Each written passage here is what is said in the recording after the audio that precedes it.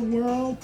Patricia O'Connor and Frida Reva Darcy are here hanging out in the house, and what we're looking at here is my Shohin Japanese black pine. It was started 3 years from seed, 1 year under my care. When I got this, when I came across this little tree, it had no wire, no branch selection, none of that. It had a rather long sacrifice branch going off to one side, and it was in a Dixie cup size little planter. So that is pretty much how I came to know this tree. Now, what I did right was I put a piece of wire on it and got some motion going in it early on. And I don't know how well it reads depth perception wise, but if you can see this little wire coming off here to the side, it's got quite a few twists in it. In a little while, I'll put a squeeze on the trunk here and here, here and here. And what you can't see in amongst the needles is this wire is making a loop around both. And whenever I squeeze that part of the trunk together like so, I'll increase the twist in here. And that's how I'm tightening up that bend in this little tree. And I haven't done that all at once. I think it's already at an acceptable level where it is now, but we can do more. That's what I did right. Here's what I did wrong. So with the world at my oyster, everything to play for, I ran my wire in beside the tree, put a couple of bends around it, and then do you see where my first bend is? This has a little bit of motion in it, but that could have been so much more. For this stage in the game, that bend should probably be a little bit more exaggerated. I learned that lesson on this one. I didn't want to go wanking on it because I gave it what I thought was a pretty fair, hard, bend, and I got that much out of it. And at that point, I kind of chickened out. What I learned when I and then I looked at that and I went, yeah, that should have had. Now I can fix that. I can fix that later in life with the angle. But that, and it's not, I'm not showing you something that's completely straight. But yeah, our first bend coming out of the ground could have been a lot more drastic. And I kind of pointed that out a little on another tree, the last Japanese black pine we did, which was a part of our $50 challenge. It will be a mame, and I pointed out how the trunk on it came out of the ground and was just already making a hard angle. That is one thing I can do. Whenever I repot this tree at some stage in the game, I can change that. I can most certainly change that angle. So that's what I did right with the wire and what I did wrong with the wire. I didn't get some easy, quick motion while the tree was really flimsy, really pliable, and that was the time to get that, and I probably let that one escape past the. I could fix that now if I wanted to run a third heavier wire in there or remove some and go back with some. But that would probably be me tearing up buds and doing more harm than good. And we do have a little bit of it. But you see, what little motion we do have in there, I thought, well, that's good. We got a little bit of motion in there. As this tree grows, that will all but disappear. So probably the little bit of straightness that we're suffering right in here will, like I said, probably be best repaired with changing the angle at our next planting. I might also work on pulling this part down, but not just with this hand. If I wanted to bring this down a little bit more, I would have one firm hand here and then pull that down some.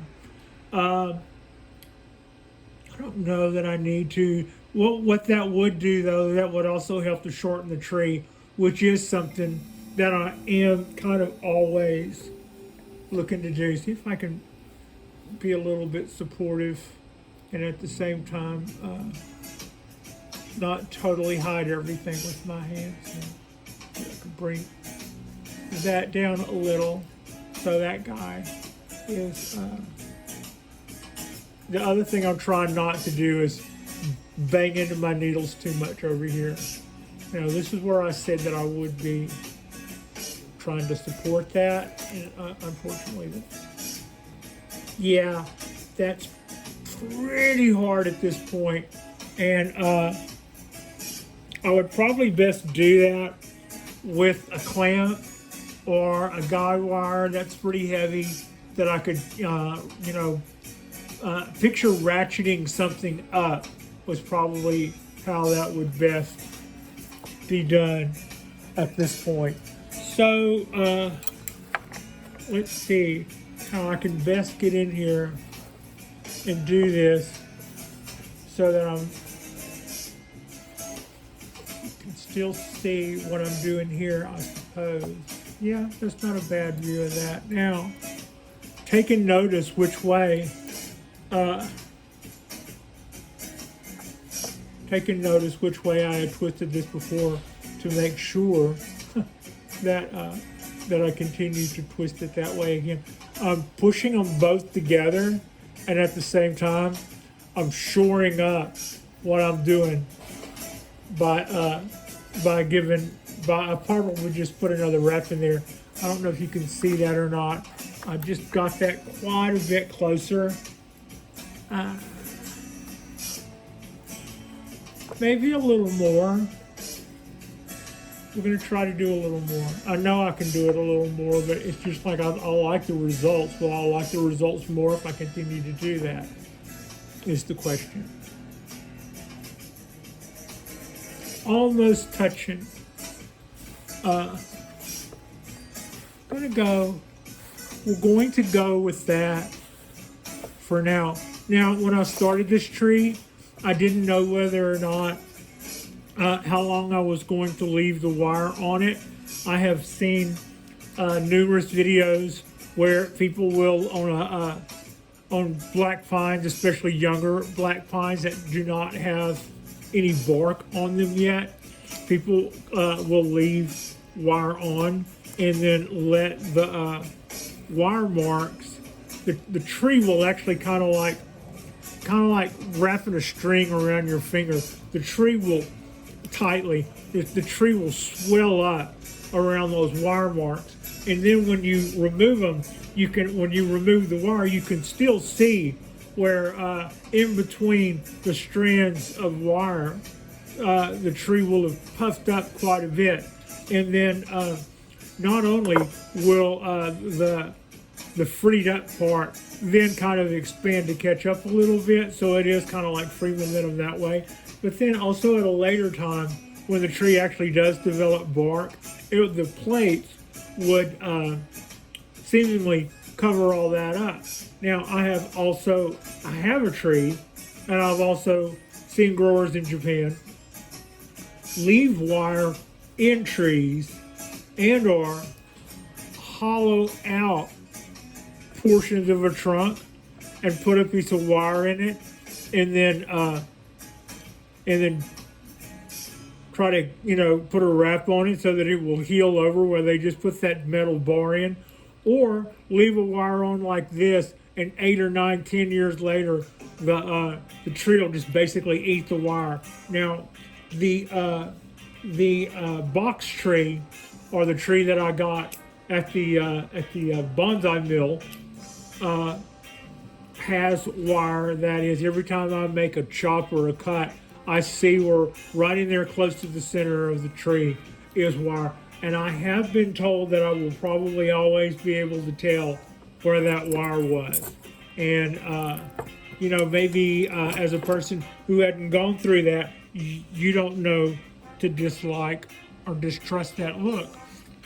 Perhaps it just appears to you to be another sign of stress or wear, or something that could be natural until you've gone that route and you know what causes a certain mark, and then from then on, it doesn't look so natural to you or to the other growers who have kind of been there and done that. And that's kind of where I am with this. Whereas I can tell that my tree, called the one I call Simply P, I really like the way it looks now. But I can tell to some extent where the wire is embedded in the trunk. It almost looks like if you see a pot roast or something that has tight strings around it, so tight that you can't really see the strings, but you can kind of see the indentions where they've gone in. That's kind of what it looks like. And it might be that the tree isn't old enough to plate over, because it's just now kind of starting to get a little, it's probably about a 10-year-old tree. So we're not going to be looking at a lot of bark on Simply P for quite some time. But it will be interesting to see whether or not I will always be able to see that wire, even if I haven't exposed a cut. Now, anytime there's a cut exposed on some of the original growth, I'll always be able to see that very, very close to the center. There'll be a shiny mark where that wire is still inside that tree. So I have seen growers in Japan leave them in there, and I have just leave them in there as a matter of just like not pulling the wire off so that it adds girth. But so far from what I can tell, it probably is not. It's probably not a great move to leave it on there. And to that means I'm gonna let this wire go long enough to give me a little bit more girth by squeezing. It's kind of like squeezing mud or something between your knuckles. It will just kind of bulge out in between all those spots. And at that point where I can still get a hold of it, I'll cut it with the wire cutters, which is something that our Bonsai wire cutters are especially good at. You can get in there tight and focus. You can get in there tight and cut something without necessarily tearing up the bark because of the way that they're kind of blunt on the end, which is very helpful for that. So yeah, that's what's kind of going on there, and that is that bend having just been increased a little bit. I think looking at it head on, once this wire is gone, you could probably see where if I planted it off at this angle next time, that would be a nice way to account for this little straight section. I could just plant it at that angle, but that would also say that I should probably think more about trying to tip this end down. Maybe, I don't know.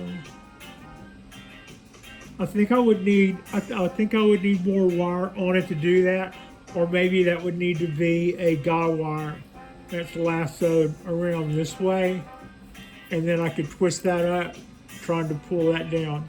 But the main thing I wouldn't want to do is pull the tree over. So yeah, that's something to think about. But if I plant the tree at that, if I were to plant the tree at that angle, planting that at that angle would put this more pointed up. So it would almost predetermine if we could point that almost down so that when we do that, it comes back to level. That would be better. So this might be something to think about next time. That could still be done. The tree is still light enough to do that. But that might be something to do when we remove these wires and go with a heavier piece of copper wire and then try to put that bend in it. That might also, if we just kind of went from here to here and tried to pull that up. That might give us a little bit more motion in here too, which is, yeah, that definitely would be something to think about. I don't think I have room to get any more wire in there right now to do that. And I'm definitely all for letting this stuff grow out and do its thing before I go removing stuff and getting clumsy with the buds. But anyway, I was just going to do a little bit of work to that bend and that knot that I have there in the Shohin Japanese black pine. Now going on, I've had this for a year, and it was 2 years from seed, so it's going on 3 years. It is in that time budding out like just absolutely crazy. There's just buds going out all over, and these are the old buds. All of this stuff is what's been happening since then, and it can just do all of that. I'm not a hater. It can just make all that stuff it wants to make at this point. We're just fine with all of that. Go little tree go. So yeah, that's just a little bit of quick bending work on my yeah, that's a little good look at that. That's a little bit more maybe bend this back some too. That's just a little quick look at my 3-year-old from seed Japanese black pine Shohin. I just pretty much took it out of the cup that it was in a collective grow tray in, put it in this pot, threw some wire into it, and cut off its sacrifice branch, and we have been becoming a cool little Shohin ever since. And now coming along behind it, we have what we made a couple earlier this week, which was it? Yeah, a few days ago, which was our Mame Japanese black pine. So yeah, that's our guy. This will be a shorty for me at 17 minutes. Like and subscribe if you guys have not already. It is a pretty awesome Monday. Our temps are still pretty mild. Everybody got a little bit more water than they had before. And like I was threatening to do, I did move my Japanese black pine. I could probably almost get a shot of it here. No, I'm not going to mess with it. But so I'm really happy with its position right now. It won't stay there forever because it will be subject to wind there. And I think the tree has not liked that in the past. So I'm just going to put it back after a couple of weeks of getting side light on all of its sides. And that's just a little quick look and work on this Shohin Japanese black pine. Thank you so much for watching.